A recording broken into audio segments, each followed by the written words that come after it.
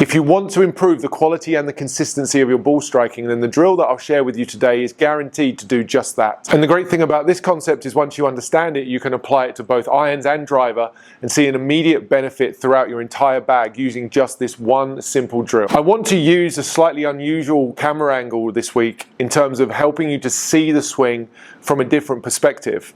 This posterior view of the golfer can really show how the pelvis and the hips move throughout the entire swing. And today I'm going to focus particularly on the movement in the backswing with both the irons and the driver to help you improve your ball striking immediately. I want you to notice that as you look at the golfer from behind and you take a look at the center of their pelvis, I want you to see how this trail hip moves towards that midline.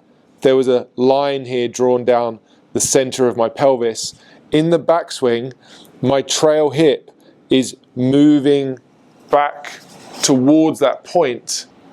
That means there's zero shift away from the target at any point in time. Immediately, this trail hip, this right hip is moving back behind me towards the midline, towards the target, if you like, for want of a better reference. So that's the movement that you want to start to incorporate in your backswing and in your turn. If you do that, you'll be doing a number of things that are beneficial. You'll be changing your knee flex. Changing your knee flex is an enormous part of helping you to turn the pelvis sufficiently, which in turn allows you to create the necessary amount of upper body rotation. You'll also be doing yourself some favors in terms of helping you to keep your weight more forwards throughout the stroke. We know that we don't want to shift back. We shouldn't be moving away from the target. This trail hip moving immediately back and behind me helps me to stay more centered and even encourages me to have a little bit more weight on my front foot at the top of the swing. So you can see that this golfer is demonstrating that beautifully by the amount of space you see between the trail hip at the setup and then how that space increases between the trail hip and the buggy cart that they have in the video. Moving the trail hip back and behind you by extending the trail leg is going to encourage you to have a much bigger turn, a much more centered turn, and ultimately a more powerful and consistent swing. That one felt pretty solid. I really feel like I'm going to get down and compress the ball nicely. And the other thing that this does is it really helps me to feel like I can swing back towards the ball from the inside. I'm never going to slice these balls. You see that ball had a nice draw to it. So use this concept of the trail leg straightening to move the right hip back behind me towards the midline. That's going to encourage all of the things that we want to see. The weight forward, keep the weight on the front. The shoulder's going to go down more, that's the tilt. The hands are going to move in and around me.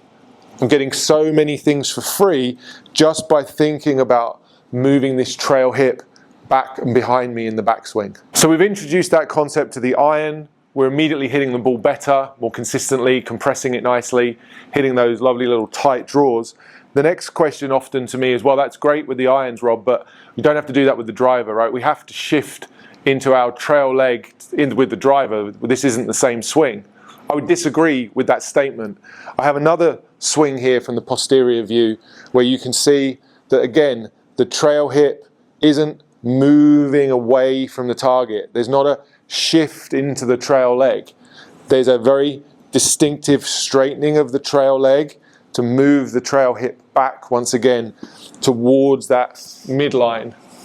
And in fact, with the driver, you can do this even more if you want to. Keep straightening the leg, turning the hips, increasing the turn and the depth of the swing, giving me more potential to swing from the inside, creating that lovely push draw. Pretty nice contact, a little bit high on the face, but there you can see there's that lovely push draw once again. This is so easy to do. This is so simple.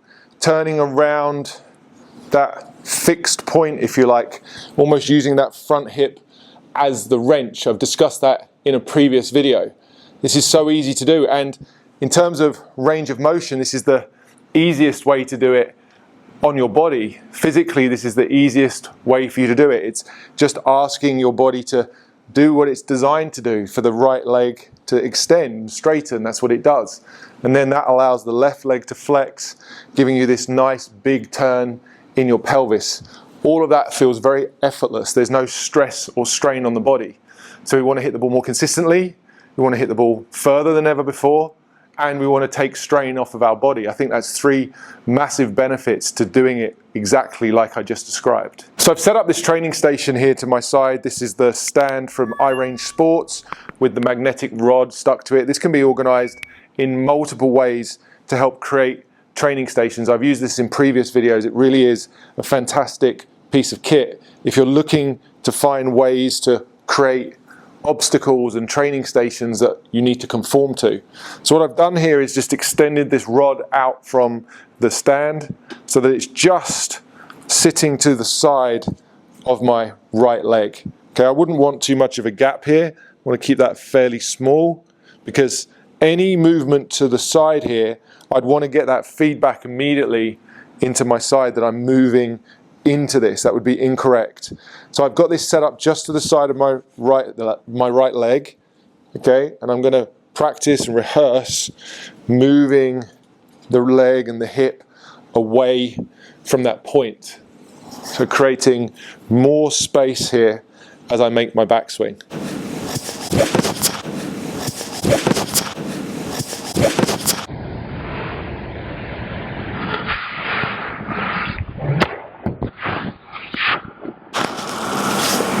It really feels impossible to mishit the ball when you do this. The weight being that far forward, the pelvis being that far forward as I come down, it almost feels like I'm pretty much guaranteed to make solid contact. So this is an excellent little exercise that you can do at home, in dry drills, downstairs in your basement. If you have space to swing a club, you can do some practice like this. And of course you can take something like this even to the driving range and start hitting balls just as I'm doing here. It's a great feeling to get that extension in the leg, the pelvis working backwards, keeping the weight forward, and really getting the feedback of that pretty much perfect contact every single time. Another nice one, slight little push draw. Very, very simple. And as I say, this applies to all the clubs in your bag. If you're not sure about whether you're doing this or not, you need to film your swing and just check, because I would tell you that 99% of golfers that I see do not have the weight far enough forwards when they hit the ball. It's the biggest reason they're bad golfers, that you miss-hit the ball frequently and have no consistency to your pattern or to your contact. This exercise would be the first place to go to if I was miss-hitting my shots. Am I keeping my pelvis far enough forward? Am I keeping my weight far enough forward when I hit the ball? If you can do those two things, you're almost guaranteed to get better contact immediately. So go and try this. Find a way to set up a similar station. It doesn't have to be one of these training aid stations. You could put a chair or a stool to the side of you. You could do this in your own home, just practicing that movement of the trail hip moving away in the backswing. It's going to help you to stay more centered. It's going to help you to create a longer backswing, more potential power, and it's going to really help you to deliver that club back down to the ball in a more consistent fashion. So there's a look at the swing from a different perspective, that rear view look at the pelvis, and in particular how that trail hip moves behind the golfer towards the midline during the backswing. There really isn't a need for any sort of lateral shift away from the target at all.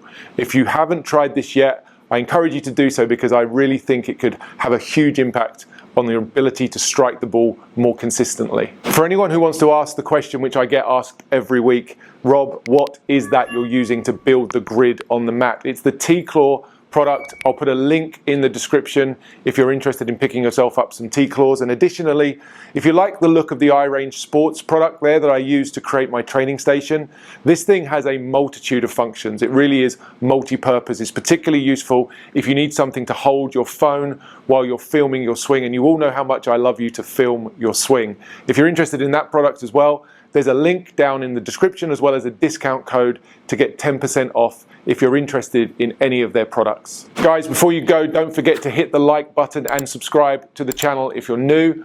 I would like you to go and check out another video that discusses the same topic. I made it recently. It's called The Wrench. It talks about the concept of putting 100% of your weight on your front leg and swinging around that point.